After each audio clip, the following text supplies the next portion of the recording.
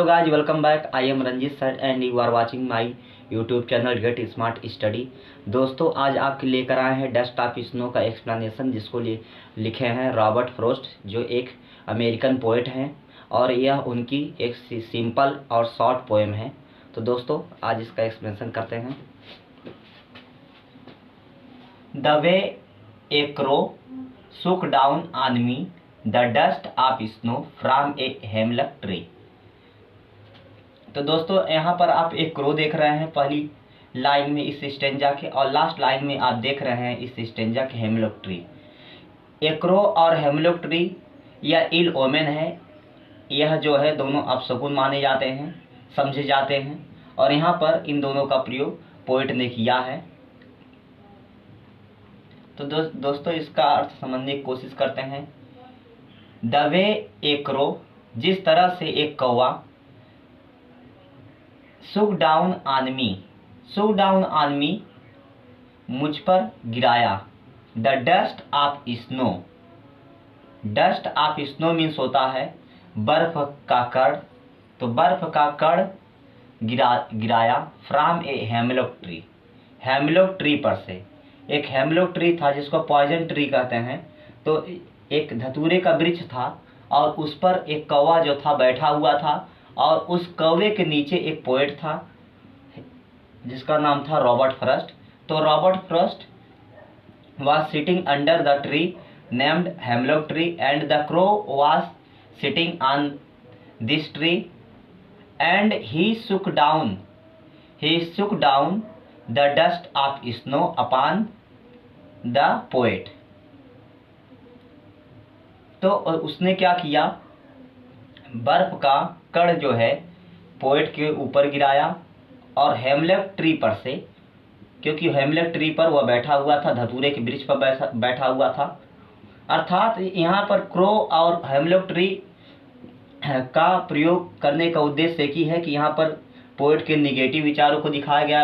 अर्थात पोएट क्या है, बहुत उदास है, परेशान है, और चारों तरफ से वो निगेटिव विचारों से घिरा हुआ है, नकारात्मक विचारों से घिरा हुआ है।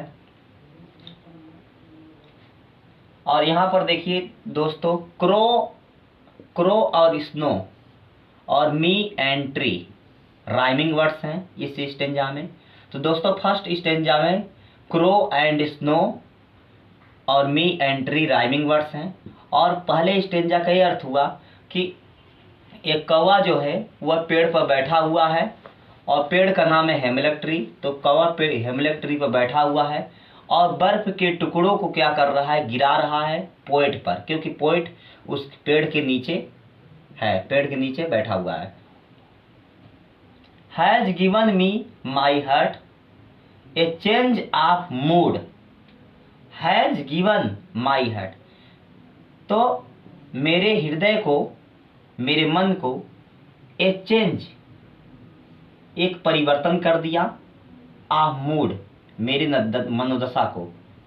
तो मेरे हृदय में जो मेरी मनोदशा थी, उस मनोदशा को परिवर्तित कर दिया। अर्थात जब कौवे ने बर्फ का टुकड़ा गिराया तो मेरी मनोदशा परिवर्तित हो गई। The poet is saying that his mind had become changed when the crow fail the dust of snow from the tree. तो इस प्रकार हम कह सकते हैं कि किस प्रकार उसका मूड चेंज हो गया, पोएट का मूड क्या हुआ, मनोदशा चेंज हो गई। अभी तक जो पोएट था वह क्या कर रहा था, वो निगेटिव विचारों में खोया हुआ था। लेकिन जैसे ही बर्फ का कण कौवे ने गिराया, त्यों ही उसका मूड बदल गया, वह उसका माइंड बदल गया, उसका दृष्टिकोण बदल गया। अर्थात वो निगेटिव से पॉजिटिव विचारों में आ गया, सकारात्मक चीज़ों को सोचने लगा। एंड सेव्ड सम पार्ट, और कुछ हिस्से बच गए। ये डे, दिन का कुछ हिस्सा बच गया। अर्थात कहने का मतलब है, अभी तक तो पोएट था, दुखी था, परेशान था, लेकिन जो ही कौवे ने क्या किया, बर्फ का कण गिराया वो भी हेमलॉक ट्री पर से, उस धतूरे वृक्ष पर से जब बर्फ का कण गिराया तो उसका मूड जो है उससे परिवर्तित हो गया। पोएट का मूड जो है, मनोदशा जो है, उसका दृष्टिकोण है पूरी तरह से बदल गई और पूरा दिन उसका क्या हो गया, बच गया। क्योंकि पूरा दिन क्या था, उदास था। जो थोड़े दिन उसके बचे हुए थे, थोड़ा समय बचा हुआ था, उन दिनों वो सोच रहा था कि मैं अभी भी निराश रहूँगा, उदास रहूँगा, मैं चारों तरफ से परेशानियों से घिरा रहूँगा, मेरे चारों तरफ निगेटिव विचार आएंगे। आई हैड र्यूड, जो मैं पछताता, र्यूड मतलब पछताना, ठीक। तो कवि कह रहा है कि मैं पछताने वाला था, लेकिन उस पछताने से, उस दुख से ये इस दृश्य ने मुझे बचा लिया।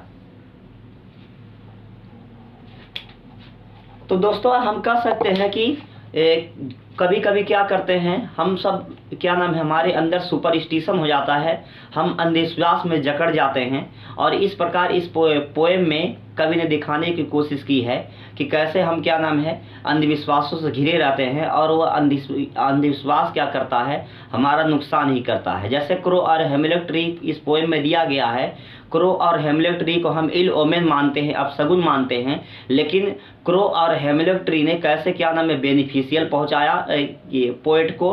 पोएट पूरी तरह से नेगेटिव विचारों से घिरा हुआ था, दुख से घिरा हुआ था, परेशानियों से घिरा हुआ था। लेकिन जब वो बर्फ का टुकड़ा जो है, बर्फ का कण जो है, हेमलॉक ट्री पर से, हेमलॉक पेड़ पर से, धतूरे के वृक्ष से कौवे ने क्या किया, गिराया, तो ही उसकी मनोदशा क्या हुई, बदल गई, उसका रूप बदल गया। तो दोस्तों आज के लिए बस इतना ही।